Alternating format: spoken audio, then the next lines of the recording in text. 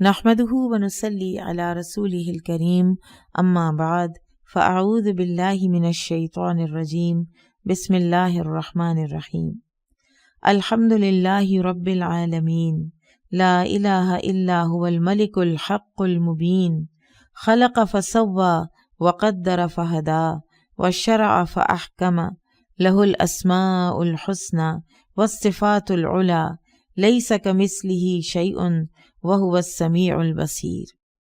تمام تعریفیں اللہ کے لیے ہیں جو تمام جہانوں کا رب ہے، اس کے سوا کوئی معبود برحق نہیں، وہی بادشاہ برحق ہے، حق کو بیان کرنے والا ہے۔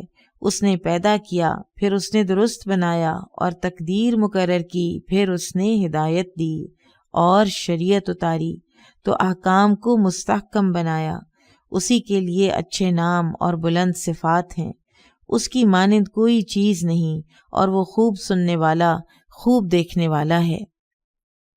یا ایہا الذین آمنوا کتب علیکم الصیام کما کتب علی الذین من قبلکم لعلکم تتقون ایاما معدودات فمن كان منكم مريضا أو على سفر فعدة من أيام أخر وعلى الذين يطيقونه فدية طعام مسكين فمن تطوع خيرا فهو خير له وَأَن تَصُومُوا خَيْرٌ لَكُمْ إِن كُنتُمْ تَعْلَمُونَ شَهْرُ رَمَضَانَ الَّذِي أُنزِلَ فِيهِ الْقُرْآنُ هُدًى لِّلنَّاسِ وَبَيِّنَاتٍ مِّنَ الْهُدَى وَالْفُرْقَانِ فمن شهد منكم الشهر فليصمه ومن كان مريضا أو على سفر فعدة من أيام أخر يريد الله بكم اليسر ولا يريد بكم العسر ولتكملوا العدة ولتكبروا الله على ما هداكم ولعلكم تشكرون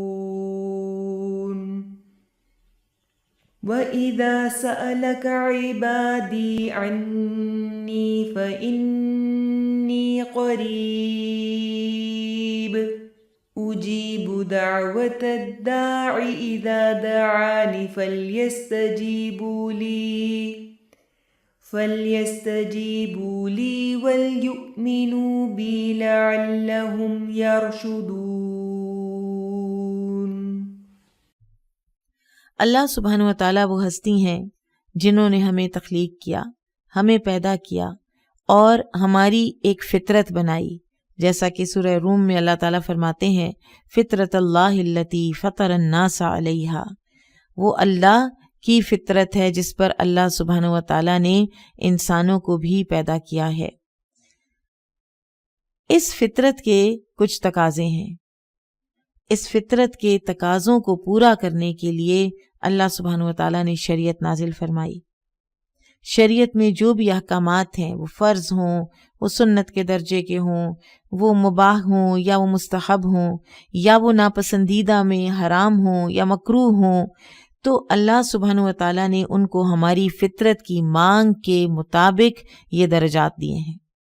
یہ سارے لیولز احکامات کے ہماری فطرت کی ہر مانگ پوری کرتے ہیں۔ اگر نماز فرض ہے تو ہماری فطرت کو بحیثیت انسان ہمیں نماز کی ضرورت ہے، اس لیے نماز فرض ہے۔ اسی طرح اللہ سبحانہ و تعالیٰ نے زکوٰۃ فرض کی تو وہ بھی ہمارا ایک فطری تقاضا ہے کہ زکوٰۃ دیں گے تو فطرت کے اندر جو بخل کی ایک نیگیٹو ایک ایموشن ہے یا فیلنگ ہے وہ نکل جائے گی، اور اسی طرح سے اللہ سبحانہ و تعالیٰ نے روزہ فرض کیا ہے۔ ہم قرآن میں دیکھتے ہیں کہ ہماری جو یہ عبادات ہیں اور فرض کے لیول کی جو عبادات ہیں ان کا ہمیں کیا مقصد ملتا ہے۔ قرآن پاک میں اللہ سبحانہ و تعالیٰ روزوں کے بارے میں کیا فرماتے ہیں؟ یا ایھا الذین آمنوا کتب علیکم الصیام کما کتب علی الذین من قبلکم لعلکم تتقون۔ اے لوگو جو ایمان لائے ہو، تم پر روزے فرض کیے گئے جیسا کہ تم سے پہلے لوگوں پر فرض کیے گئے تھے تاکہ تم تقوی اختیار کرو، تاکہ تمہاری روح کے اندر کلینزنگ ہو جائے، تمہاری روح کا تزکیہ ہو جائے، تاکہ تم اللہ سے ڈرنے لگو، تاکہ تم اللہ سے اس طرح کا تمہارے اندر ڈر آ جائے کہ تم وہاں نظر آؤ جہاں وہ تمہیں دیکھنا چاہتا ہے اور وہاں سے تم غائب ہو جاؤ جہاں وہ تمہیں نہیں دیکھنا چاہتا۔ یعنی ہر کام اس کی پسند کا کرنے کی طرف میلان، اور ہر وہ کام جو اس کی ناپسند کا ہے اس کو چھوڑنے کا میلان جو ہے یہ تقویٰ کہلاتا ہے۔ آج انشاءاللہ ہم بات کریں گے شہر رمضان کی اور روزے کی۔ روزہ ایمانیات کا خلاصہ ہے۔ ایمان باللہ انتہا کا منفرد اخلاص جو اس عبادت میں روزے میں پایا جاتا ہے وہ کسی اور عبادت میں نہیں پایا جاتا۔ تمام عبادات جو ہیں وہ نظر آتی ہیں، کوئی انسان نماز پڑھتا ہے، کوئی حج کو جاتا ہے، کوئی زکوٰۃ دیتا ہے، لیکن روزہ مخفی عبادت ہے۔ یہ اخلاص کا ایک بہت بڑا چیک ہے۔ کسی کو اس وقت تک یہ پتہ نہیں چل سکتا کہ آپ روزے سے ہیں جب تک کہ آپ اس کو بتائیں گے نہیں۔ اور پھر انسان اپنی تنہائیوں میں بھی اپنی انتہائی شدت کی پیاس کو اور بھوک کو برداشت کرتا ہے، صرف اس لیے کہ اس کو پتہ ہے کہ یہ روزہ جو اس نے اللہ کے لیے رکھا ہے اس کی یہ ریکویزٹس ہیں، تو یہ مجھے ریکویزٹس پورے کرنے ہیں، چاہے میں تنہائی میں ہوں، چاہے میں مجلس میں ہوں۔ اسی طرح سے ایمان بالملائکہ اس سے پختہ ہوتا ہے۔ کتنے لاکھوں کروڑوں فرشتے رمضان کے آخری عشرے میں تاک راتوں میں سے ایک رات میں زمین پر اترتے ہیں جس رات کو لیلۃ القدر کہا جاتا ہے، اور تمام کی تمام امت مسلمہ اس رات کو عبادت کر رہی ہوتی ہے الا ماشاء اللہ۔ تو یہ ایمان بالملائکہ بھی پختہ ہوتا ہے روزے سے اور رمضان کے مہینے سے۔ پھر ایمان بالکتب، یہ مہینہ شہر القرآن بھی ہے، اور روایات سے ہمیں یہ پتہ چلتا ہے کہ تمام جو آسمانی کتابیں ہیں وہ رمضان ہی کی کسی نہ کسی تاریخ کو اللہ سبحانہ و تعالیٰ نے نازل فرمائی۔ پھر اسی طرح سے ایمان بالرسل، جن کے ذریعے سے ہمیں یہ تمام احکامات پہنچے ہیں، اور ہمیں یہ بھی پتہ چلتا ہے کہ رسول اللہ صلی اللہ علیہ وسلم کا روزہ کیسا ہوتا تھا، اور رمضان کے مہینے کے علاوہ آپ صلی اللہ علیہ وسلم کے روزے کی کیا کیفیات ہوتی تھیں۔ پھر ہمیں داؤد علیہ السلام کے روزے کا پتہ چلتا ہے کہ جس کو رسول اللہ صلی اللہ علیہ وسلم نے بہترین روزہ قرار دیا، جس کو صوم الدہر فرمایا کہ ایک دن روزہ رکھنا اور ایک دن روزہ افطار کرنا۔ پھر ایمان بالآخرہ بھی اس سے پختہ ہوتا ہے، کیونکہ حدیث میں ہمیں پتہ چلتا ہے کہ اللہ سبحانہ و تعالیٰ فرماتے ہیں کہ جب رمضان آتا ہے تو جنت کے تمام دروازے کھول دیے جاتے ہیں، جہنم کے تمام دروازے بند کر دیے جاتے ہیں، اور جنت اور جہنم کا تعلق اس دنیا میں ہمارے لیے اس کے دروازے کھلنے اور بند ہونا صرف رمضان میں ہوتا ہے، ورنہ اس کا تعلق تو آخرت کے ساتھ ہے۔ تو کس طرح زمین سے لے کر 7ویں آسمان تک رمضان کا ایک ماحول کریٹ کیا جاتا ہے، اور مختلف جگہوں پر جیسے آپ دیکھتے ہیں سورہ توبہ میں، سورہ الاحزاب میں، سورہ التحریم میں جو اہل ایمان کی خصوصیات آئی ہیں اور نیک خواتین کی بھی جو خصوصیات آئی ہیں، ان میں صائمات، روزہ رکھنے والیاں۔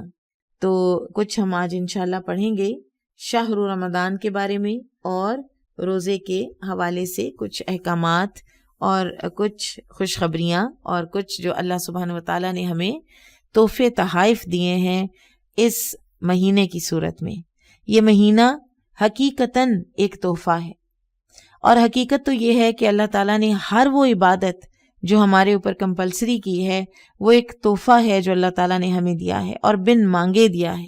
اللہ الوہاب ہے، وہ بن مانگے دیتا ہے، اور بن مانگے اس نے ہمیں یہ تحفہ عطا فرمایا کہ ہم رمضان میں روزے رکھیں. رمضان سے پہلے جو مہینہ ہے وہ ہے شعبان، اور شعبان کا مہینہ بھی ایک انتہائی خوبصورت مہینہ ہے، اور اس کے بارے میں بہت سے لوگ جو ہیں نا وہ غفلت کا شکار ہیں، اس کو زیادہ اہمیت نہیں دیتے. ورنہ سلف صالحین کا جو عمل ہے وہ یہ تھا کہ شعبان آتے ہی وہ اپنے بہت سے جو دنیاوی کام ہیں ان کو ترک کر دیا کرتے تھے اور قرآن میں مشغول ہو جایا کرتے تھے. اور سنت رسول صلی اللہ علیہ وسلم سے ہمیں پتہ چلتا ہے کہ آپ صلی اللہ علیہ وسلم شعبان کے پہلے 15 دن کثرت سے روزے رکھا کرتے. سیدہ عائشہ رضی اللہ تعالیٰ عنہ فرماتی ہیں کہ میں نے رسول اللہ صلی اللہ علیہ وسلم کو رمضان کے علاوہ کبھی بھی اتنے کثرت سے کسی اور مہینے میں روزے رکھتے نہیں دیکھا جتنے شعبان میں دیکھا. اور یہ ایک طرح سے رمضان کو ویلکم کرنے کا طریقہ ہے. اور جیسے آپ ریہرسل کرتے ہیں نا، اور جتنی ریہرسل کی بھی ہوتی ہے اتنا آپ کا کوئی بھی فنکشن، کوئی اسکول کا ہو، کالج کا ہو، کوئی کانوکیشن ہو، کچھ بھی کرنا ہو آپ نے، تو جتنی آپ کی ریہرسل بہتر ہوگی اتنا ہی وہ آپ کا جو فائنل ہے وہ بہتر جائے گا. تو یہ ایک طرح سے آپ اپنے آپ کو عادت ڈال رہے ہوتے ہیں روزے کی، اور روزے کے ساتھ جو ایک آنے والی اسپریچویلٹی ہے اس کی، اور رمضان آتے آتے آپ کو اس کی اجنبیت جو ہے جو ایک سال سے چلی آ رہی ہوتی ہے وہ ختم ہو جاتی ہے.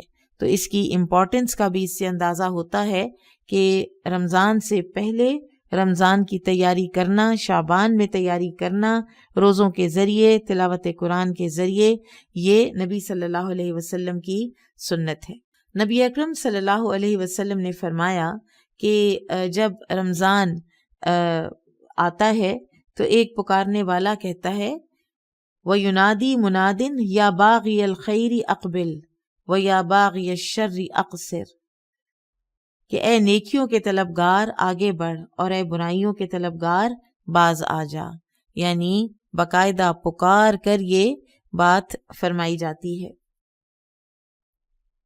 تو لہٰذا ہم ابھی شعبان کا مہینہ ہے تو ہمیں چاہیے کہ ہم ہو سکے تو نصف اول میں کچھ روزے رکھ لیں، خصوصاً جن کے قضا روزے رہ گئے ہیں تو وہ اس کو پورا کر لیں، اور 15 شعبان کے بعد روزہ نہ رکھیں تاکہ جسم کی قوتیں بحال رہیں اور رمضان تک پھر انسان طاقت میں آ جائے.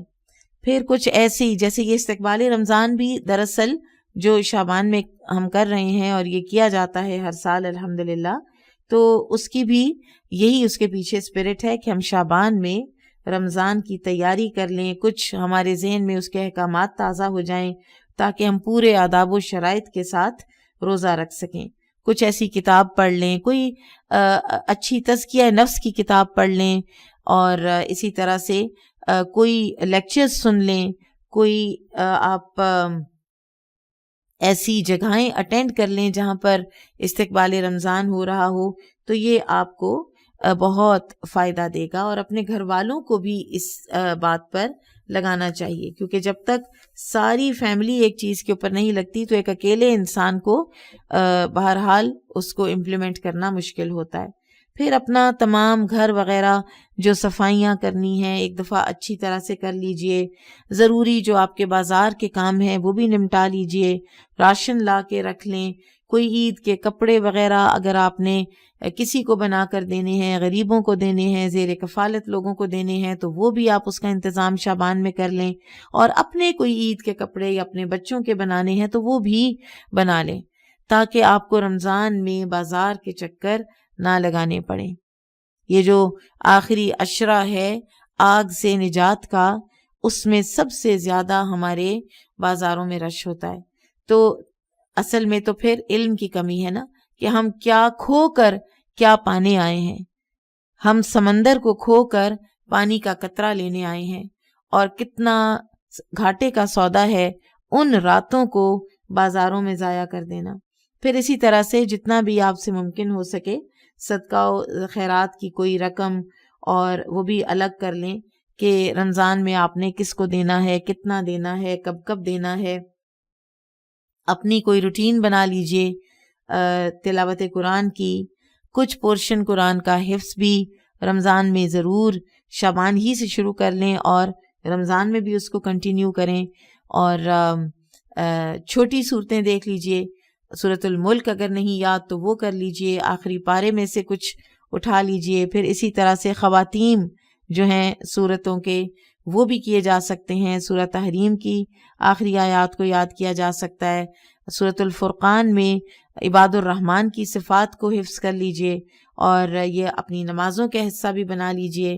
پھر اسی طرح سے آپ سورۃ النور میں آیت نور جو ہے اس کو بھی آپ حفظ کر سکتے ہیں.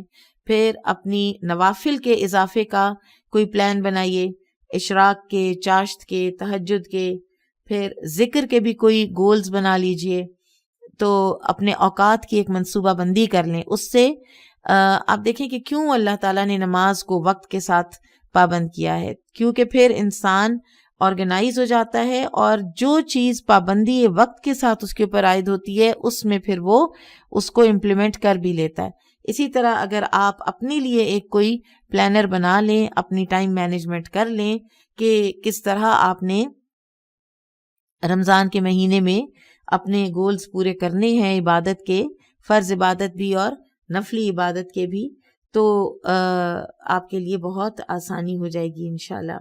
مثال کے طور پر ایک پلانر آپ کو دے دیتے ہیں، آپ اس کو چینج بھی کر سکتے ہیں اپنی طبیعت اور اپنے حالات کے مطابق، لیکن ایک براڈر سینس میں یہ ایک بڑا اچھا سا پلانر ہے کہ فجر سے طلوع شمس تک نماز فجر، تلاوت قرآن مجید، صبح کے اذکار اور کسی دینی کتاب کا مطالعہ، چاہے وہ چند صفحات ہی کیوں نہ ہو.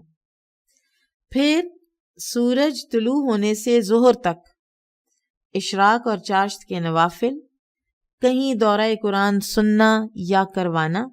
دورہ قرآن جو ہے رسول اللہ صلی اللہ علیہ وسلم کی بھی سنت ہے.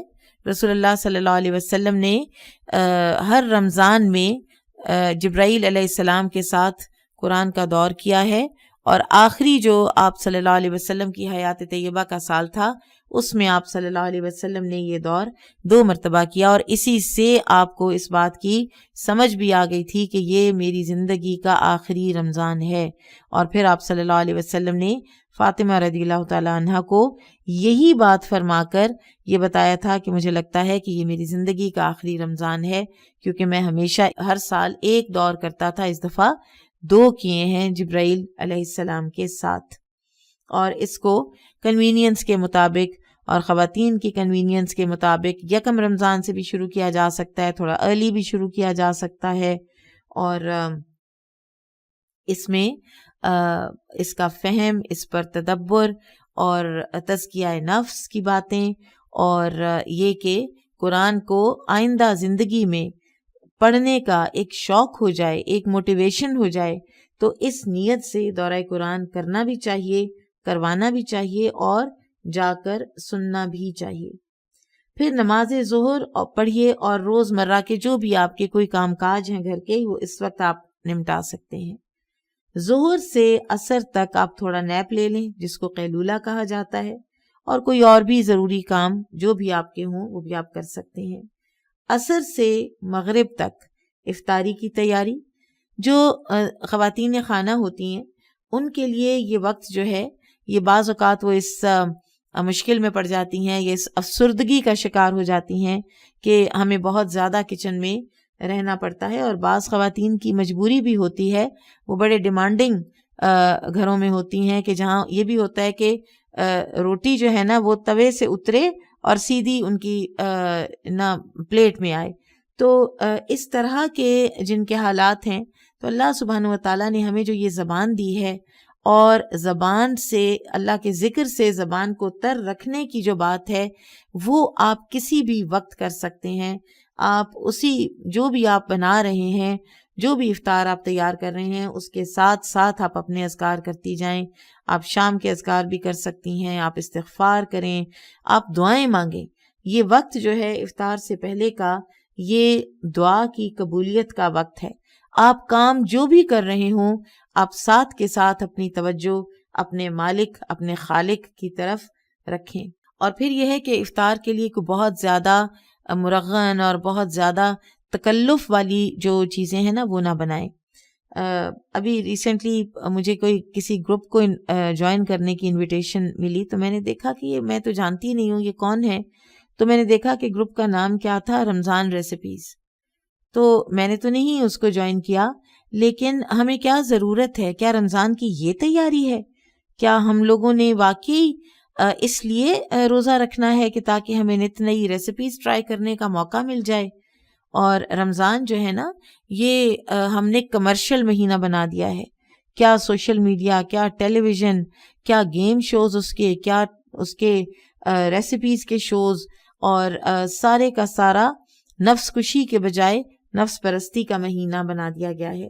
تو یہ گنتی کے چند دن ہیں، ہمیں یاد رکھنا چاہیے کہ زیادہ سے زیادہ وقت ہمیں عبادت میں اور باعث اجر کاموں میں لگانا ہے، اور کم سے کم وقت اپنی ذاتی ضروریات اور ادھر ادھر کے زندگی کے روٹین کاموں میں لگانا ہے، اور غیر ضروری مصروفیات کو تو اس مہینے میں بالکل ہی ترک کر دیجئے۔ افطار جب کر لیتے ہیں تو پھر مغرب سے عشاء تک افطاری کیجئے، نماز پڑھیے، کھانا کھا لیجئے، اور پھر تراویح کی تیاری کر لیں، نماز عشاء پڑھیں۔ تراویح کے بعد آپ رات کا ایک حصہ آرام کر سکتے ہیں اور کرنا چاہیے، اور سحری سے قبل بھی 2، 4، 6، 8 جتنے نوافل کی توفیق ہو ضرور پڑھیے۔ اور یہ وقت جو ہے یہ استغفار کے لیے مفید ترین وقت ہے، سحری کا وقت، اور پھر نئے دن کا آغاز، ایک نئے روزے کا آغاز ہو جاتا ہے۔ اور پختہ عزم ہمیں کر لینا ہے اس رمضان کے لیے کہ ہم نے نیکیوں میں سبقت لے جانی ہے، اور اس رمضان کو اپنے پچھلے رمضان سے بہتر بنانا ہے۔ رمضان کا چاند دیکھنے کا اہتمام کرنا چاہیے، کیونکہ آمد رمضان کا فیصلہ چاند دیکھنے پر ہوتا ہے۔ نبی کریم صلی اللہ علیہ وسلم نے فرمایا، اذا رأیتم الہلال فصوموا وَإِذَا رَأَيْتُمُوهُ فَأَفْطِرُوا فَإِنْ غُمَّ عَلَيْكُمْ فَصُومُوا 30 يَوْمًا۔ یہ صحیح مسلم کی حدیث ہے کہ جب تم رمضان کا چاند دیکھو تو روزہ رکھو، اور جب شوال کا چاند دیکھو تو افطار کرو، اور اگر مطلع ابر آلود ہو یعنی بادل ہوں تو 30 روزے پورے کر لو۔ سو لہٰذا رویت جو ہے اس کے ساتھ ہی دیکھا جائے گا کہ رمضان کا چاند، رمضان شروع ہوا یا نہیں، رمضان ختم ہوا یا نہیں۔ رسول اللہ صلی اللہ علیہ وسلم نے ہمیں ہر مہینے کے شروع ہونے کی جو دعا ہے وہ سکھائی ہے۔ ہر اسلامی مہینہ چاند کے طلوع ہونے سے شروع ہوتا ہے، اور یہی دعا ہمیں رمضان کا چاند دیکھنے پر بھی پڑھنی چاہیے۔ اللہم اہللہ علینا بالیمن والایمان والسلامت والاسلام ربی وربک اللہ۔ یا اللہ ہم پر یہ چاند امن، ایمان، سلامتی اور اسلام کے ساتھ طلوع فرما۔ اے چاند میرا اور تیرا رب اللہ ہے۔ کیا یہ خوبصورت دعا ہے کہ آپ اللہ سبحانہ وتعالیٰ سے عافیت کی دعا بھی مانگ رہے ہیں، اور اس کے ساتھ ہی آپ توحید کا اقرار کر رہے ہیں، اپنی توحید کو رینیو کر رہے ہیں کہ میرا اور تیرا رب اللہ ہے۔ میں تجھ سے نہیں مانگ رہا، میں اپنے اور تیرے لیے اللہ تعالیٰ سے عافیت مانگ رہا ہوں۔ اللہم اہللہ علینا، چاند کو دیکھ کر دعا کی جا رہی ہے لیکن چاند سے نہیں کی جا رہی، اور میک شور کیا جا رہا ہے ربی و ربک اللہ۔ کتنی اہم ہے توحید، ہماری فطرت کا حصہ ہے توحید۔ پھر اسی طرح سے ایک اور جو دعا ہے، اللہ اکبر، اللہم اہلہ علینا بالامن والایمان والسلامت والاسلام والتوفیق لما تحب وترضا ربنا وربک اللہ۔ اللہ سب سے بڑا ہے، اے اللہ یہ چاند ہم پر امن، ایمان، سلامتی اور اسلام کے ساتھ طلوع فرما، اور اس چیز کی توفیق کے ساتھ جس کو تو پسند کرتا ہے، اور جس سے تو راضی ہوتا ہے۔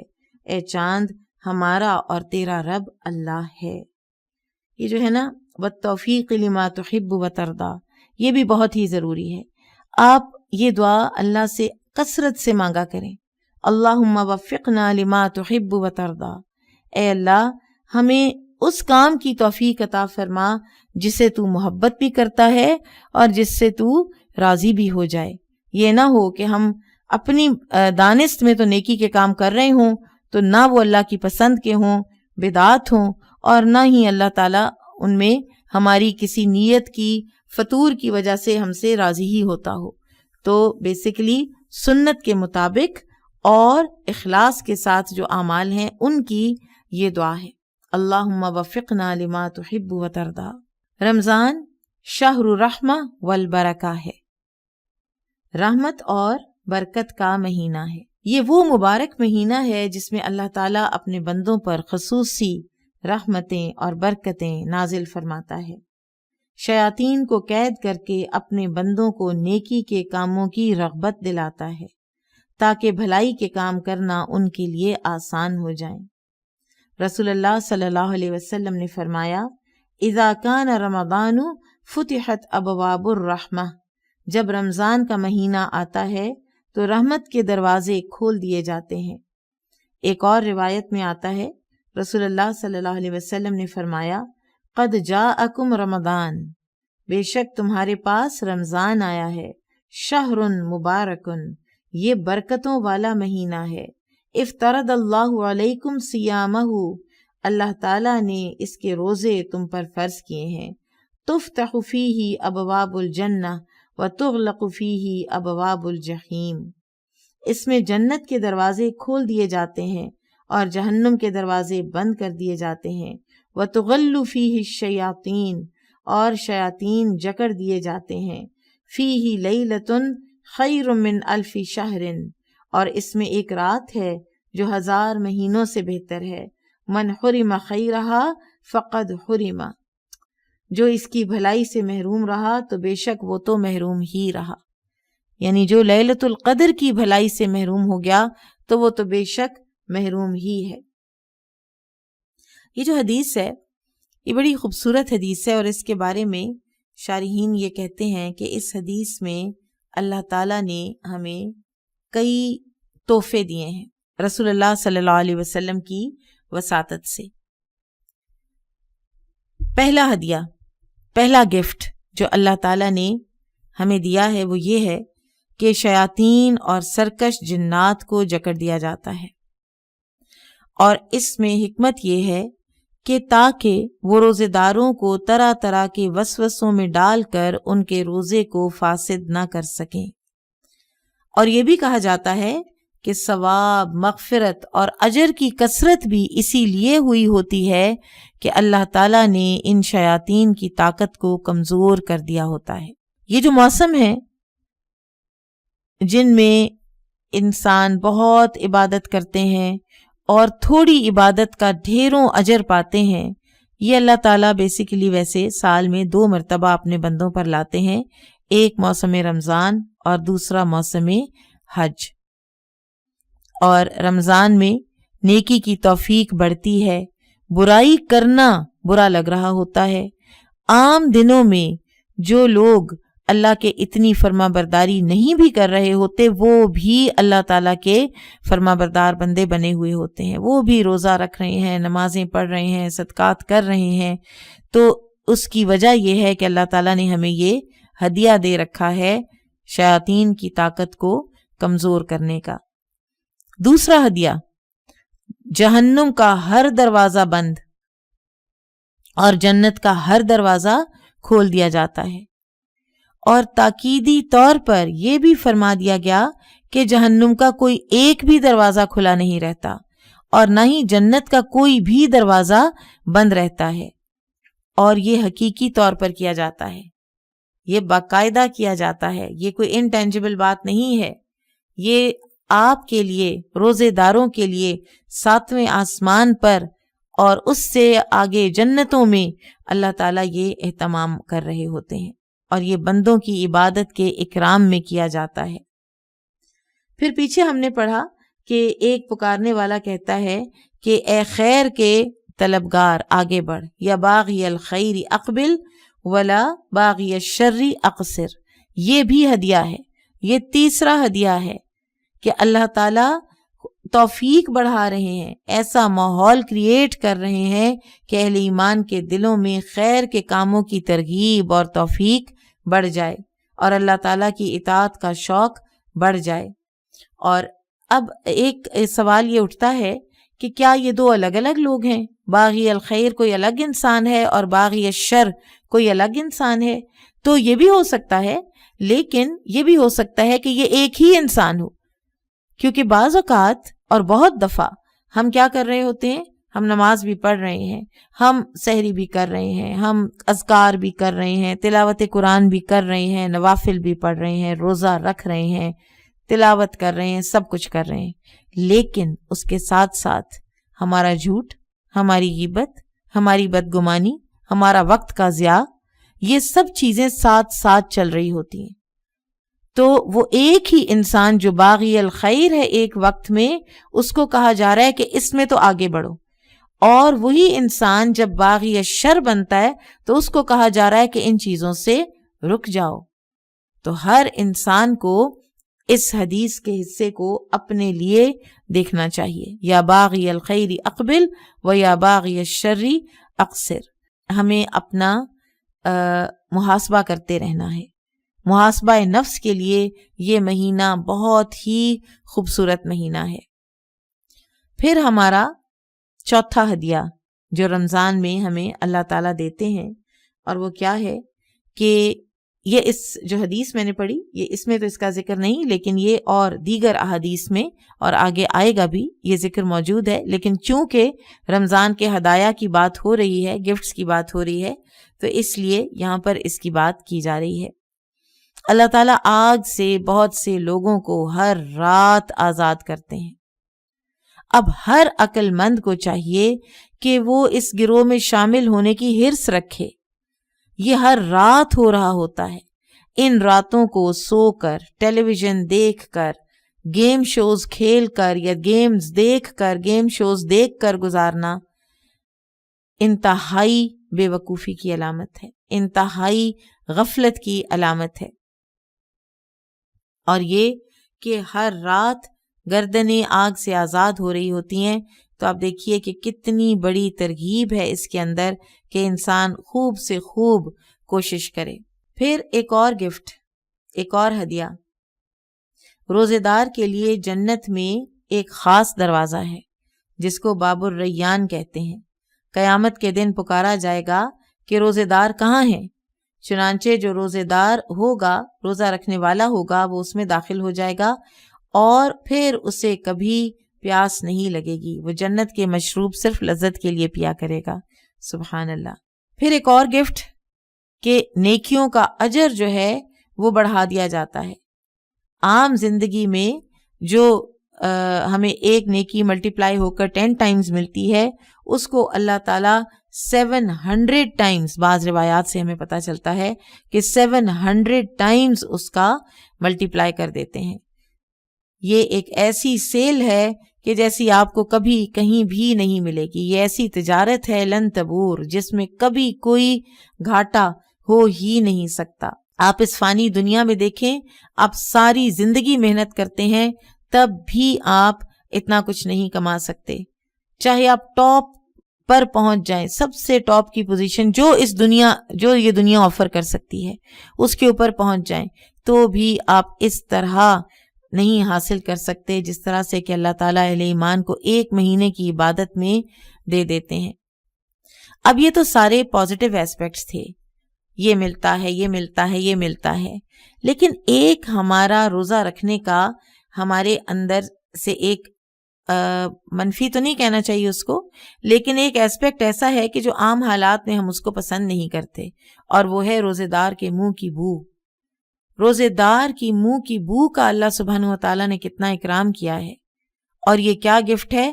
اللہ سبحانہ و تعالیٰ فرماتے ہیں کہ روزے دار کے منہ کی بساند اللہ تعالیٰ کو مشک کی خوشبو سے بھی زیادہ پسندیدہ ہے. ایسے اللہ تعالیٰ کو پورے کا پورا سر سے پیر تک وہ بندہ محبوب ہو جاتا ہے جو روزہ رکھتا ہے اور روزے کے ریکویزٹس پورے کرتا ہے۔ رمضان شہر الصیام ہے، روزوں کا مہینہ ہے۔ شعبان المعظم سن 2 ہجری میں روزے فرض کیے گئے اور نبی کریم صلی اللہ علیہ وسلم نے اپنی حیات طیبہ میں 9 برس روزے رکھے ہیں رمضان المبارک کے۔ اور جیسا کہ پہلے بات ہو چکی، پچھلی امتوں پر بھی روزہ فرض تھا۔ داؤد علیہ السلام بھی روزہ رکھا کرتے تھے۔ حدیث سے بھی روزے کی فرضیت ثابت ہے، جیسا کہ قرآن سے ثابت ہے۔ ابتدا میں آپ نے روزے کی فرضیت کی آیات سنی، یا ایھا الذین آمنوا کتب علیکم الصیام کما کتب علی الذین من قبلکم لعلکم تتقون۔ رسول اللہ صلی اللہ علیہ وسلم نے فرمایا، بنی الاسلام علی 5، اسلام کی بنیاد 5 چیزوں پر ہے۔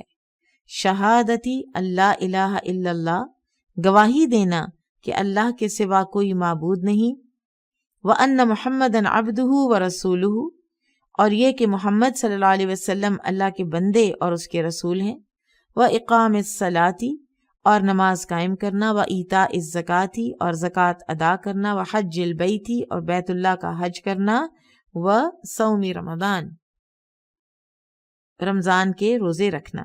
پھر اسی طرح سے روزے کے بے شمار فوائد ہیں۔ مثلاً روزہ جنت میں داخلے کا ذریعہ ہے۔ جو قیامت کے دن آگ سے بچا لیا گیا اور جنت میں داخل کر دیا گیا، اس کے بارے میں قرآن حکیم میں اللہ سبحانہ وتعالیٰ فرماتے ہیں فقد فاز، وہ تو کامیاب ہو گیا، وہ ہے اصل کامیابی۔ اور یہاں پر کامیابی کا طریقہ کیا بتایا جا رہا ہے اور آگ سے بچنے کا ذریعہ کیا بتایا جا رہا ہے؟ علیک بالصوم فإنہ لا مثل لہ، تم روزے کو لازم پکڑو کہ اس کی مانند کوئی چیز نہیں ہے۔ پھر اسی طرح سے رسول اللہ صلی اللہ علیہ وسلم نے فرمایا، جو شخص اللہ کے راستے میں 1 دن کا روزہ رکھے گا، اللہ تعالیٰ اس کے بدلے اس کے چہرے کو آگ سے 70 سال کی مسافت پر رکھے گا۔ پھر روزہ ڈھال ہے۔ الصیام جنۃ من النار کجنۃ احدکم من القتال، روزہ آگ سے ڈھال ہے جس طرح لڑائی میں تم میں سے کسی کی ڈھال ہوتی ہے۔ پھر اللہ سبحانہ وتعالیٰ فرماتے ہیں کہ ابن آدم کے تمام اعمال اس کے لیے ہیں، اس کے اپنے لیے ہیں سوائے روزے کے، بے شک وہ میرے لیے ہے اور میں خود اس کا بدلہ دوں گا۔ اب یہ بہت بڑے شرف کی بات ہے کہ جہاں باقی عبادات کا اجر 10 سے 700 گنا بتایا گیا، روزے کا اجر مخفی رکھا گیا ہے، کیونکہ در حقیقت روزہ مخفی عبادت ہے۔ حالانکہ نماز بھی تو ہم اللہ کے لیے پڑھتے ہیں نا، اس میں بھی تو ہمیں ریاکاری نہیں کرنی چاہیے۔ ہر عبادت اللہ کے لیے کی جاتی ہے۔ روزے کو خاص طور پر کیوں کہا گیا ہے کہ یہ میرے لیے ہے؟ کیونکہ روزے دار صرف اور صرف جب بتائے گا تو پتہ چلے گا کہ یہ روزہ رکھ رہا ہے، ورنہ یہ ایسی مخفی عبادت ہے کہ جو انسان کو، روزے دار کو اور اللہ کے سوا کسی کو اس کا علم نہیں ہوتا۔ لغت میں یعنی عربی لغت میں سیام رک جانے کو کہتے ہیں، اور شرعاً روزہ عبادت کے ارادے سے کھانا پینا، مجامعت اور دیگر روزہ توڑنے والی چیزوں سے صبح صادق کے طلوع سے سورج کے غروب تک اجتناب کرنا ہے۔ مگر یہ یاد رہے کہ روزہ صرف کھانا پینا ہی نہیں، بہت سی بری عادات کے چھڑانے کا ذریعہ بھی ہے اور ہونا چاہیے۔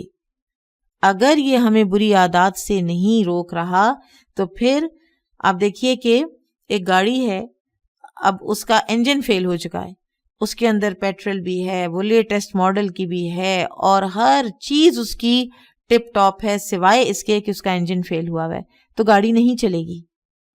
کوئی خرابی بڑی ہی میجر اس انسان کے اندر ہوگی، اس کے دل کے کوئی بیماری اس کو ایسی ہوگی کہ جس کی وجہ سے روزہ اس کی بری عادات نہیں چھڑوا پا رہا۔ تو لہٰذا اس انسان کو اپنے آپ کو اچھی طرح سے چیک کرنا چاہیے، اس کو اپنا سیلف انالیسس کرنا چاہیے۔ آپ کو پتہ ہے نا کہ آج کل جو بڑا دورہ ہے ایموشنل انٹیلیجنس کا، تو اگر ہم قرآن پڑھیں اور ہم حدیث پڑھیں اور ہم سنت رسول صلی اللہ علیہ وسلم پر عمل پیرا ہوں تو اس سے بڑی ایموشنل انٹیلیجنس آپ کو کہیں سے نہیں ملے گی. آپ کو وہ رویے مل جائیں گے جو ایموشنلی انٹیلیجنٹ لوگوں کے رویے ہوتے ہیں. آپ اس پر عمل پیرا ہو کر خود اپنی جو کمیاں اور کمزوریاں ہیں ان کو پورا کر سکتے ہیں, اور روزہ انہی میں سے ایک ہے کہ یہ آپ کو ایموشنلی انٹیلیجنٹ بنائے گا, کیونکہ آپ اس میں اپنا سیلف انالیسس کریں گے. ایموشنل انٹیلیجنس کا سب سے پہلا جو سٹیپ ہے, 5 سٹیجز وہ دیتے ہیں, پہلا سٹیج ہی یہ ہے کہ آپ سیلف انالیسس کر سکیں, آپ اپنے آپ کو دیکھ سکیں کہ ہاں میرے اندر یہ خرابی ہے, فلاں وقت پر میں نے یہ غلط کیا ہے. ہر وقت اپنے آپ کو ڈیفینڈ کرنا, بحث مباحثے میں لاسٹ ورڈ لے کے چھوڑنا, اور اپنی بات کو چاہے اس کو اپنے آپ کو کنٹراڈکٹ کرنا پڑے ہر تھوڑی دیر کے بعد, پھر بھی یہ ثابت کرنے کی کوشش کرنا کہ میں ہی ٹھیک ہوں. یہ ایموشنل انٹیلیجنس نہیں ہے, یہ بلکہ انسان کی بے وقوفی ہے, کیونکہ سامنے والا سب کچھ سمجھ رہا ہوتا ہے. بہرحال اللہ سبحانہ و تعالیٰ نے یہ جو رمضان کا مہینہ دیا ہے اور روزہ دیا ہے, یہ صرف اس چیز کا نام نہیں ہے, یہ ہماری روح تک کو درست کرتا ہے, روح تک کا تزکیہ کرتا ہے اگر ہم اس کو اس کے تمام ریکویزٹس کے ساتھ رکھیں گے. یہ صرف اس چیز کا نام نہیں ہے کہ ہم بھوک پیاس سے اپنے آپ کو روکے رکھیں, یا ہم سحری بھی کریں اور افطاری بھی کریں اور نمازیں بھی پڑھیں. بہت ڈیپ ڈگ کرتی ہیں یہ ساری عبادات ہمیں, کیا نماز, کیا حج, کیا زکوٰۃ, کیا روزہ. فلسفہ رہ گیا تلقین غزالی نہ رہی, رہ گئی رسم ازاں روح بلالی نہ رہی. تو ہمارا وہی حال ہے. روزے بھی رسم ازاں کے طور پر ادا اگر ہوں گے تو پھر کہاں کا سیلف انالیسس اور کہاں کی عادتوں کا چھٹنا اور کہاں کی کوئی تبدیلی آنا. اسی لیے ہم دیکھتے ہیں کہ امام ابن الجوزی رحمہ اللہ نے روزے کے 3 درجے بتائے ہیں, اور یہ وہ لوگ ہیں کہ جنہوں نے انسان کی فطرت کی نبض کے اوپر ہاتھ رکھا اور ان کے جو ان کے وائسز تھے ان کو سامنے لائے اور پھر اس کے علاج بتائے. کتنا احسان ہے ہمارے اسلاف کا ہم پر. ہمیں جائزہ لینا ہے کہ ہمارا روزہ ان 3 درجات میں سے کس درجے کا ہے. وہ فرماتے ہیں ایک عام روزہ ہوتا ہے کہ خود کو پیٹ بھرنے اور شہوت سے روکنے کا.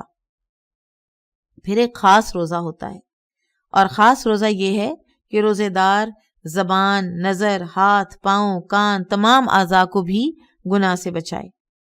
پھر ایک خاص الخاص روزہ ہے, اور وہ یہ ہے کہ دل کو ردی خیالات اور اللہ تعالیٰ سے دور کرنے والے افکار سے پاک کر دے اور اس کی یاد کے سوا ہر چیز سے رک جائے. تو کرنے کے کام یہ ہیں کہ روزہ جو کہ ایک فرض عبادت ہے اسے خالص نیت کے ساتھ صرف اللہ کی رضا کے لیے رکھیں, کسی شرعی عذر کے بغیر روزہ ہرگز نہ چھوڑیں, اور روزے کو باطل کرنے والے کاموں سے بچیں, اور روزے کی حالت میں خاص طور پر زبان کی حفاظت کریں. پھر ایک اور بھی آپ چیز کر سکتے ہیں کہ گھر میں کوئی عبادت کی جگہ مقرر کر لیں, جس کو عام طور پر پھر مصلی کہا جاتا ہے کہ یہ میرا مصلی ہے, یعنی یہ جو جگہ ہے نا ادھر میں عبادت کرتی ہوں, ادھر واقعی ایک فیلنگ ہی اور آ جاتی ہے. آپ کا قرآن پاک پڑھا ہے وہاں پر, آپ کی عبادت کی, آپ کے اذکار پڑھے ہیں, آپ کی کچھ کتابیں پڑھی ہیں, آپ اپنی جائے نماز ادھر بچھاتے ہیں, خاموشی سے اور دل کی حضوری کے ساتھ, توجہ کے ساتھ پھر وہاں پہ آپ نماز پڑھتے ہیں. تو نبی کریم صلی اللہ علیہ وسلم نے رمضان کے بارے میں فرمایا کہ جس نے ایمان کے ساتھ اور ثواب کی نیت سے رمضان کے روزے رکھے اس کے گزشتہ سارے گناہ معاف کر دیے جاتے ہیں. پھر رمضان شہر السحور والافطار ہے, سحری اور افطاری کا مہینہ ہے. آپ کی روٹینز کو اللہ تعالیٰ بالکل چینج کر دیتے ہیں, آپ کو اس وقت اٹھا کر بٹھاتے ہیں. ہاں ضرور ہے کہ کوئی تہجد گزار لوگ جو ہیں وہ باقی پورا سال بھی اٹھتے ہوں, لیکن اس وقت بیٹھ کر کوئی کھانا تو نہیں کھاتا نا, کوئی میل تو نہیں لیتا اس وقت. تو اس وقت کھانا کھانا جس وقت کے بھوک نہیں ہے, جس وقت آپ کی روٹین نہیں ہے, یہ ہمیں کیا بتاتا ہے. اور پھر افطار کرنا اور کھجور سے افطار کر لینا اور پھر پانی پی لینا، پھر نماز پڑھنا، نماز کے بعد ارلی ڈنر کر لینا، پھر جا کے نماز پڑھنا، تو آپ کی بیسک جو 11 مہینوں کی روٹین ہے وہ بالکل اپ سائڈ ڈاؤن ہو جاتی ہے۔ اس میں ہمیں کیا بتایا جا رہا ہے کہ مومن ہر روٹین میں، ہر طرح کی ٹرانزیشن کے پیریڈ میں، چاہے وہ خوشی ہے، چاہے وہ غمی ہے، چاہے وہ بھوک ہے، چاہے وہ خوشحالی ہے، چاہے وہ انسان پیٹ بھر کے سویا ہے، چاہے وہ خالی پیٹ ہے، کچھ بھی حالات ہیں، تنگ دستی ہے، کچھ ہے، اللہ سبحانہ و تعالیٰ کا وہ بندہ ہے اور وہ اللہ تعالیٰ کے ان دنوں میں جو احکامات ہیں انہی کو فالو کرتا ہے۔ آپ دیکھیں کہ ہم شادیاں کرتے ہیں، ہم یہ نہیں دیکھتے کہ سنت رسول کیا ہے صلی اللہ علیہ وسلم، ہم اتنی خوبصورت ایک زندگی کی ٹرانزیشن کو شروع کرتے ہیں اللہ تعالیٰ کی نافرمانیوں کا اس کو گڑھ بنا کر۔ خدا نخواستہ کسی کے گھر کوئی غمی ہو جائے، کوئی وفات ہو جائے، ہم بھول جاتے ہیں کہ سنت رسول کیا ہے، رنج و غم منانے کے طریقے کیا ہیں۔ آپ کی فطرت کے خلاف آپ کو نہیں کہا جاتا کہ آپ رنج و غم نہ منائیں، لیکن اس کے کچھ طریقے بتائے گئے ہیں جو کہ آپ کو انتہائی ڈگنیفائڈ طریقے سے غم کو منانے کی اجازت دیتے ہیں۔ اور کہاں پھر ہم کتنا کچھ اس میں بدعت کرتے ہیں، کتنا کچھ ہم تقدیر پر اعتراض کرتے ہیں، کتنا کچھ ہم اللہ تعالیٰ کی نافرمانی اور ناراضگی کے کام کر رہے ہوتے ہیں۔ سو ایک مومن وہ ہے کہ جس کو جب بھی کسی بات کا حکم دے دیا جائے، دن ہو یا رات، وہ اس میں اس کو بجا لاتا ہے۔ آدھی رات کو اٹھ کر کھانے کو کہا جا رہا ہے تو وہ اٹھ کے بیٹھ جاتا ہے، وہ کھانے بیٹھ جاتا ہے۔ اور اللہ سبحانہ و تعالیٰ نے سحری میں بڑی برکتیں رکھی ہیں۔ اچھا، بعض لوگ سحری کرتے ہی نہیں، وقت سے پہلے کھا لیتے ہیں اور یا کہتے ہیں کہ نہیں اب ہمیں نیند زیادہ پیاری ہے، ہم پانی کا گھونٹ پی کے بس پھر ہم نے سونا ہے، بس ہمیں سونے دو۔ اور دوسری طرف ایک دوسری ایکسٹریم ہے کہ جو بازاروں میں چل پڑتے ہیں سحری پارٹیز کے لیے، گھروں میں سحری پارٹیز پر انویٹیشنز آ رہے ہوتے ہیں۔ سبحان اللہ، یہ پارٹیز کے دن ہے اور یہ بازاروں میں پھرنے کے دن ہے۔ ایک دفعہ میں نے ایک سحری جو کہ وقت کی ایک کوئی فوڈ سٹریٹ ہے لاہور کی، تو اس کی ایک تصویر دیکھی اخبار میں، ٹریفک جیم ہوئی ہوئی ہے ہوٹلز میں جانے کے لیے، اور ہوٹلز جو ہیں وہ پیکیجز نکال دیتے ہیں سحری کے وقت کی، ایسی ایسی لیوش ڈشز۔ یہ مہینہ، یہ وقت اس کام کے لیے نہیں ہے، یہ وقت تو استغفار کا ہے، یہ وقت تو دعائیں قبول کروانے کا ہے۔ بہرحال سحری کو اپنے وقت پر کھانا اخلاق نبوت میں سے ہے۔ ابو درداء رضی اللہ عنہ سے روایت ہے کہ رسول اللہ صلی اللہ علیہ وسلم نے فرمایا، 3 کام اخلاق نبوت میں سے ہیں: افطاری میں جلدی، سحری میں تاخیر یعنی ٹورڈز دی اینڈ سحری کی جائے، اور نماز میں دائیں ہاتھ کو بائیں پر رکھنا۔ اور سحری کا اہتمام ضرور کرنا چاہیے۔ نبی اکرم صلی اللہ علیہ وسلم نے فرمایا، تسحروا فإن فی السحور برکہ، سحری کھاؤ کیونکہ سحری کھانے میں برکت ہے۔ اسی طرح ایک صحابی ہیں ارباز بن ساریہ رضی اللہ عنہ، وہ کہتے ہیں کہ مجھے رسول اللہ صلی اللہ علیہ وسلم نے رمضان میں سحری کے لیے بلایا اور فرمایا، آؤ مبارک کھانا کھا لو، یہ کھانا بڑا بابرکت ہے جو آپ اس وقت کھاتے ہیں اور سنت کے مطابق کھاتے ہیں اور ہیلدی فوڈ کھاتے ہیں، اور ایسا کہ جو باقی کے دن میں آپ کو تنگ نہ کرے، آپ کے معدے پر اس کی گرانی نہ ہو اور آپ کو اتنی شدید نیند میں نہ مبتلا کر دے کہ آپ دن میں اپنے روزے کو پھر اویل ہی نہ کر سکیں۔ تو پھر یہ کھانا بابرکت ہوتا ہے اور اس وقت بہت کم کھایا جاتا ہے، بہت تھوڑا کھایا جاتا ہے، اور اس کی برکت دیکھیے کہ سارا دن آپ کو محسوس نہیں ہوتا۔ ہر کوئی یہی کہتا سنا جاتا ہے کہ روزے کا تو پتہ ہی نہیں چلتا، جب سخت گرمی کے تھے تب بھی یہی تھا، اور اب تو ویسے ہی چھوٹے ہو گئے ہیں۔ اسی طرح سے سحری اللہ کی ایک خاص عطا ہے، یہ بھی گفٹ ہے رمضان کا جو اللہ نے آپ کو سحری کی شکل میں دیا ہے۔ عبداللہ بن حارث صحابی رسول صلی اللہ علیہ وسلم ہے، یہ فرماتے ہیں کہ ایک شخص نبی اکرم صلی اللہ علیہ وسلم کی خدمت میں حاضر ہوا جبکہ نبی کریم صلی اللہ علیہ وسلم سحری کھا رہے تھے، تو آپ صلی اللہ علیہ وسلم نے فرمایا، یہ سحری برکت ہے جو اللہ نے تمہیں عطا فرمائی ہے، اس لیے اسے مت چھوڑا کرو۔ مقدام بن مادی کرب رضی اللہ عنہ سے روایت ہے، نبی صلی اللہ علیہ وسلم نے فرمایا تم لوگ اپنے اوپر صبح کا کھانا یعنی سحری لازم کرو، اس لیے کہ وہ صبح کا مبارک کھانا ہے، اور ضرور ہی سحری کھانی چاہیے اگرچہ پانی کا ایک گھونٹ ہی پی لیا جائے۔ رسول اللہ صلی اللہ علیہ وسلم نے فرمایا سحری کھانا باعث برکت ہے، اس لیے اسے ترک نہ کیا کرو، خواہ پانی کا ایک گھونٹ ہی پی لو۔ پھر سحری کھانے والوں پر رحمتیں نازل ہوتی ہیں۔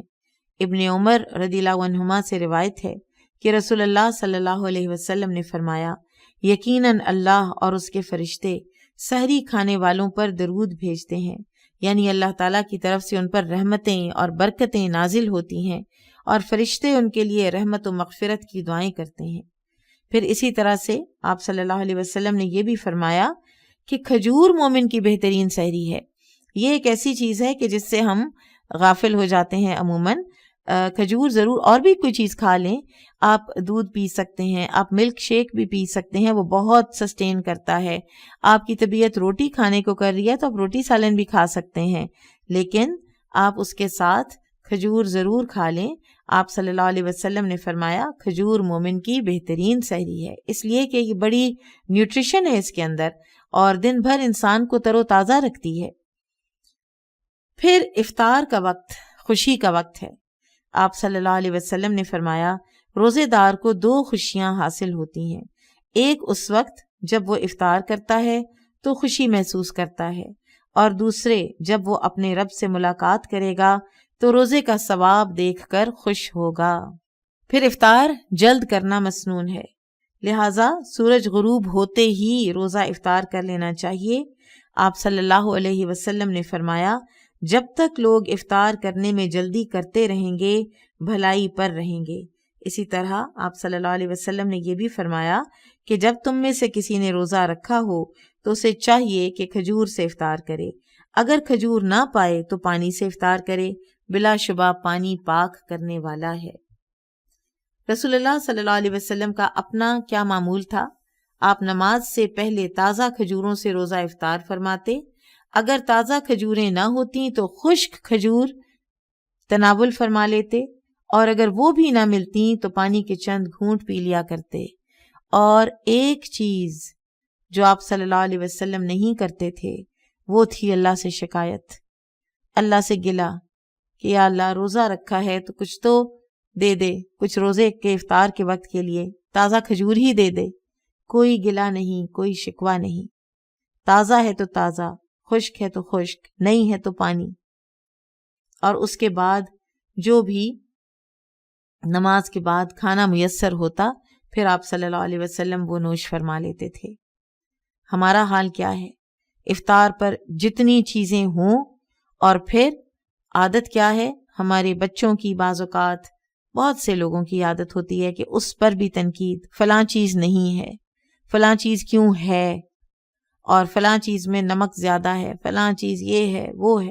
بہرحال افطاری کے وقت جو ہے بہت زیادہ فرائیڈ چیزوں سے گریز کرنا چاہیے، اور یہ فزی ڈرنکس وغیرہ بھی نہیں پینے چاہیے تاکہ انسان کا معدہ ایک دم جو ہے وہ بلوٹ نہ کر جائے، اور اسی کی وجہ سے بعض اوقات پھر عشاء کی اور تراویح کی ہمت ہی نہیں رہتی۔ اچھا، افطار کروانے کا بھی اجر ہے۔ نبی صلی اللہ علیہ وسلم نے فرمایا کہ جس نے روزہ دار کو روزہ افطار کرایا اسے بھی اتنا ہی اجر ملے گا جتنا روزے دار کے لیے ہوگا، اور روزے دار کے اس اجر سے کم کوئی چیز نہیں ہوگی۔ یعنی کچھ بھی روزے دار کا اپنا اجر کم نہیں ہوگا، کسی کے پیسے سے روزہ افطار کیا ہے تو لہٰذا میرا اجر اس کو جا رہا ہے، نہیں، اس کا اجر پورا اس کو ملے گا، اور اللہ سبحانہ و تعالی روزہ افطار کروانے والے کو بھی اس روزے دار کے جتنا ہی اجر دیں گے۔ اللہ کے پاس اجر کی کوئی کمی نہیں ہے۔ تو لوگوں کا روزہ کھلوانا چاہیے، آپ خود بھی اس کا اہتمام کر سکتے ہیں۔ آپ افطار کے وقت کوئی ارد گرد دیکھیے، کوئی کسی گزرتے ہوئے کو دے دیجئے، کوئی پکا کر پیکٹس بنا کر یا لنچ باکسز بنا کر ان کو بٹوا دیجئے یا بانٹ دیجئے۔ پھر اسی طرح سے آپ ان اداروں کو جن پر آپ کو بھروسہ ہو، ٹرسٹ ہو، اور وہ افطار کروانے کا بندوبست کرتے ہوں تو ان کو پیسے بھی دیے جا سکتے ہیں۔ آپ مساجد میں، بہت سی مساجد میں افطار کا اہتمام ہوتا ہے، تو اپنے پیسے میں سے اپنے مال میں سے، اپنے پاکیزہ مال میں سے، جیسا اللہ سبحانہ و تعالیٰ قرآن حکیم میں فرماتے ہیں نا کہ یا ایھا الذین آمنوا انفقوا من طیبات ما کسبتم، اے لوگو جو ایمان لائے ہو ان طیبات، ان پاکیزہ مال میں سے خرچ کیا کرو جو تم نے کمایا ہے۔ تو اپنی کمائی کے مال میں سے اللہ سبحانہ و تعالیٰ کی رضا کے لیے اور جنت کے حصول کی خاطر لوگوں کو روزہ افطار کروایا کریں۔ پھر اسی طرح سے افطار کی دعا بھی ہے، اللہم لک صمت وعلی رزقک افطرت۔ یہ حدیث ہے تو ضعیف، اور لیکن خاصی ہمارے ہاں یہ رائج ہے کہ اے اللہ میں نے تیرے لیے روزہ رکھا اور تیرے ہی دیے ہوئے رزق سے افطار کیا۔ صحیح تر حدیث جو ہے افطار کے لیے وہ یہ دعا ہے، ذهب الظمأ وابتلت العروق وثبت الاجر انشاء اللہ۔ پیاس ختم ہو گئی، رگیں تر ہو گئیں، اور روزے کا ثواب انشاءاللہ پکا ہو گیا۔ اور جو کوئی روزہ افطار کروائے اس کو بھی دعا دینی چاہیے، اس کو تو نہیں بھولنا چاہیے نا جس نے آپ کو اتنا پاکیزہ اور اچھا کھانا کھلایا۔ رسول اللہ صلی اللہ علیہ وسلم سعد بن عبادہ رضی اللہ عنہ کے پاس تھے اور آپ نے ان کے پاس روزہ افطار کیا تو ان کو یہ دعا دی، افطر عندکم الصائمون واکل طعامکم الابرار وصلت علیکم الملائکہ۔ سبحان اللہ، روزے دار تمہارے ہاں روزہ افطار کرتے رہیں، یعنی تمہیں نیکی کی توفیق ہوتی رہے، اور نیک لوگ تمہارا کھانا کھاتے رہیں، اور فرشتے تمہارے لیے دعائیں کرتے رہیں۔ کسی بھی انسان نے آپ کے اوپر کوئی فیور کیا ہو، آپ کے لیے کوئی ایفرٹ کی ہو، تو یہ ایک تقاضا ہے، یہ حسن اخلاق ہے کہ آپ اس کو اکنالج کریں، آپ اس کا شکریہ ادا کریں۔ اس نے اللہ کی رضا کے لیے کیا ہے، لیکن آپ کو چاہیے، وہ نہیں ہے شکر کا طلبگار، شکرانے کا، لیکن آپ کو چاہیے کہ جس نے آپ کے اوپر فیور کی ہے، آپ کے لیے کوئی ایفرٹ کی ہے، آپ کے لیے کوئی اپنا مال خرچ کیا ہے، آپ کے لیے کوئی آؤٹ آف دا وے ہو کر گیا ہے، تو اس چیز کو ایکنالج کریں۔ بہت دفعہ یہ اخلاق جو ہے یہ دیکھا گیا ہے کہ لوگ فیور تو لے لیتے ہیں اور اس کے بعد ایکنالج کرنا تو درکنار، نظر بھی نہیں ملاتے، تو یہ بد اخلاقی ہے، اور یہ انسان کو، اس کی روح کو خوبصورت بنانے کی بجائے بدصورت بناتی ہے۔ ایک حدیث کا مفہوم ہے کہ جس نے احسان کرنے والے کا شکریہ ادا نہیں کیا، اس نے دراصل اللہ کا شکر ادا نہیں کیا۔ پھر رمضان کا مہینہ، کیونکہ یہ بہت بڑا گفٹ ہے اللہ تعالیٰ کا، تو اس میں کئی ایسپیکٹس ہیں۔ یہ رمضان کا مہینہ شہر الغفران بھی ہے، بخشش کا مہینہ ہے۔ اللہ تعالیٰ واسع المغفرہ تو ہیں ہی، بہت معاف کرتے ہیں، دن رات معاف کرتے ہیں، ہر رات آسمان دنیا پر تشریف لاتے ہیں، لاسٹ جو حصہ ہے 1/3 رات کا، اس میں، اور فرماتے ہیں کہ ہے کوئی مغفرت کا طلبگار جو میں اس کو بخش دوں، ہے کوئی کچھ مانگنے والا، کوئی سائل ہے کہ میں اس کی ضرورت پوری کر دوں۔ یہ مغفرت اور معافی اللہ تعالیٰ نے اپنے اوپر لازم کر رکھی ہے۔ اس کا وعدہ ہے کہ جو گناہوں پر شرمندہ ہوں اور سچے دل سے توبہ کر لیں وہ انہیں معاف کرتا ہے۔ سورہ نجم میں اللہ تعالیٰ فرماتے ہیں، الذین یجتنبون کبائر الاثم والفواحش الا اللمم ان ربک واسع المغفرہ۔ وہ جو بڑے گناہوں اور بے حیائی سے بچتے ہیں ماں سوائے صغیرہ گناہوں کے، تو تیرا رب بڑا بخشش والا ہے۔ انسان ظاہر ہے کہ خطا کا پتلا ہے، دن رات خطائیں ہم کرتے ہیں، اور پھر بہترین لوگ وہ ہیں کہ جن کو اپنی خطاؤں پر ندامت اور شرمندگی ہوتی ہے، اور جو نادم ہیں، جو شرمندہ ہیں، وہ ضرور یہ چاہتے ہیں کہ گناہوں کے اس بوجھ سے آزاد ہوں اور اس دلدل سے باہر نکلیں، اور رمضان سے بہتر پھر کون سا موقع ہوگا۔ صحیح مسلم کی حدیث ہے کہ ایک رمضان دوسرے رمضان تک اپنے درمیان ہونے والے گناہوں کو مٹا دیتا ہے، جبکہ کبیرہ گناہوں سے اجتناب کیا جائے۔ پھر اسی طرح سے صحیح بخاری کی حدیث ہے کہ جس نے ایمان کے ساتھ اور ثواب کی نیت سے رمضان کے روزے رکھے، اس کے گزشتہ سارے گناہ معاف کر دیے جاتے ہیں۔ پھر روزہ دار مرد و عورت ہر ایک کے لیے بخشش کا وعدہ ہے رمضان کے مہینے میں، والصائمین والصائمات، اور آگے چل کے اللہ تعالیٰ فرماتے ہیں اعد اللہ لہم مغفرۃ واجرا عظیما، اور روزہ رکھنے والے مرد اور روزہ رکھنے والی عورتیں، اللہ نے ان کے لیے بخشش اور اجر عظیم کا وعدہ فرمایا ہے۔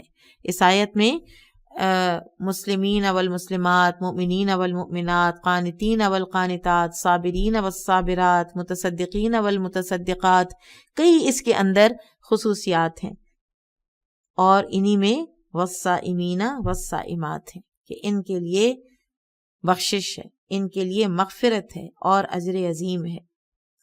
جابر بن سمرہ رضی اللہ عنہ سے روایت ہے کہ نبی صلی اللہ علیہ وسلم ایک مرتبہ ممبر پر چڑھے اور آپ صلی اللہ علیہ وسلم نے 3 مرتبہ آمین آمین آمین فرمایا۔ پھر آپ صلی اللہ علیہ وسلم نے صحابہ سے فرمایا کہ میرے پاس جبرائیل علیہ السلام آئے اور کہا کہ اے محمد، اللہ اسے اپنی رحمت ربانی سے دور کرے جس نے رمضان پایا پھر وہ مر گیا اور اس کی بخشش نہیں ہوئی، حتیٰ کہ وہ جہنم میں داخل کر دیا گیا۔ آپ کہیے آمین۔ میں نے کہا آمین۔ اللہ جو رب العالمین ہے، جو رحمان ہے، رحیم ہے، وہ بلا وجہ روزہ نہ رکھنے والے پر ناراض بھی کتنا زیادہ ہے کہ جبرائیل علیہ السلام کے ذریعے سے یہ بات کہلوائی اور نبی صلی اللہ علیہ وسلم سے اس پر آمین کہلوائی۔ اس دعا پر نبی صلی اللہ علیہ وسلم کی آمین کی مہر لگی ہوئی ہے۔ تو لہٰذا ہمیں بہت محتاط ہونا ہے شرعی عذر کے بغیر روزہ چھوڑنے سے۔ ذرا سی بات پر اپنے آپ کو اللہ کی مغفرت سے محروم کر لینا۔ پھر سحری کا وقت جو ہے وہ استغفار کے لیے سب سے موزوں ہے۔ قرآن میں اللہ سبحانہ وتعالیٰ فرماتے ہیں سورہ الذاریات میں وَبِالْأَسْحَارِ هُمْ يَسْتَغْفِرُونَ، اور وہ سحر کے وقت استغفار کرتے ہیں۔ یہ اللہ تعالیٰ کے خاص بندوں کی صفت ہے کہ وہ سحری کے وقت استغفار کرتے ہیں۔ ایک اور حدیث میں آتا ہے کہ رسول اللہ صلی اللہ علیہ وسلم نے فرمایا اللہ تعالیٰ ہر رات کو آدھی رات یا 1/3 رات کے آخری حصے میں آسمان دنیا پر نزول فرماتے ہیں اور ارشاد فرماتے ہیں کہ کون ہے جو مجھ سے دعا مانگے اور میں اس کی دعا قبول کروں، کوئی ہے جو مجھ سے سوال کرے کہ میں اسے عطا کروں، کون ہے جو مجھ سے استغفار طلب کرے اور میں اسے بخش دوں یہاں تک کہ طلوع فجر ہوتی ہے۔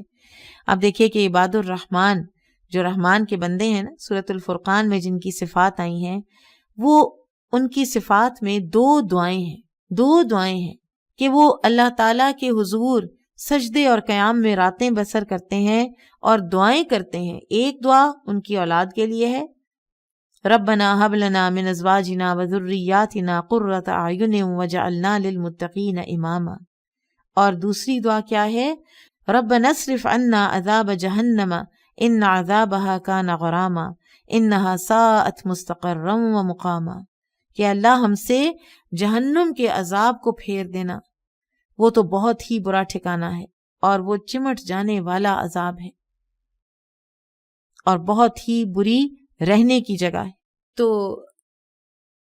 رحمان کے بندے یہ دعا کرتے ہیں، اور کس وقت کرتے ہیں؟